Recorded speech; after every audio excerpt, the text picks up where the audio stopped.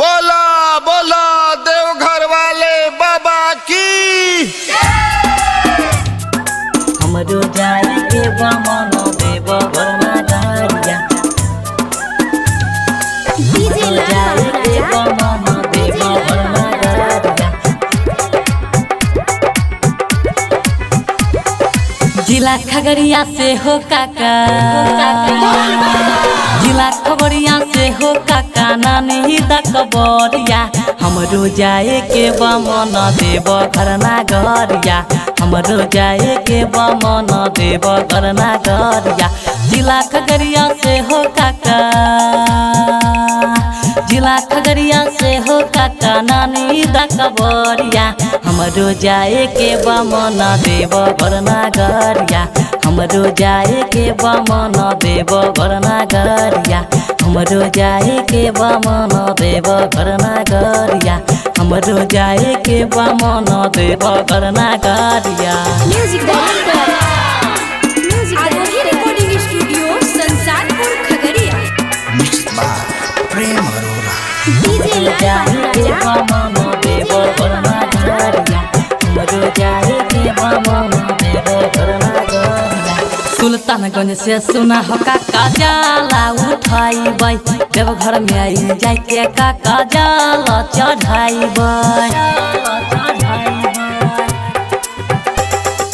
सुल्तानगंज से सुना हो काका जाला उठाइबै देवघर में आई जाए के काका जाला चढ़ाइबै। काकियो के सतले के हम, काकियो के सतले के हम जइबै सिया पहरिया।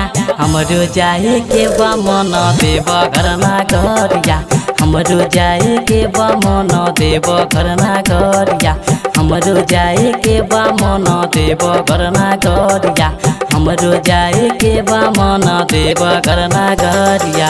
Music director Aarohi recording studio Sansarpur Khagaria. Mix by Prem Arora.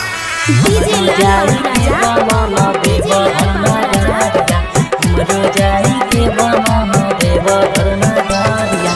कहै छिया सुना हो काका माना हमर बात हो राइटर सबूरब के लेके चला अपना साथ हो, चला अपना साथ हो, चला अपना साथ हो।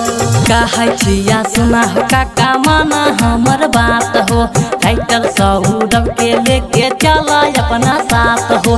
सारा बनसन मिला पड़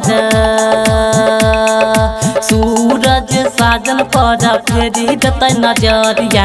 हमरो जाए के बा मनो देव घरना गरिया हमरो जाए के बा मनो देव घरना गरिया हमरो जाए के बा मनो देव घरना गरिया हमरो जाए के बा मनो देव घरना गरिया।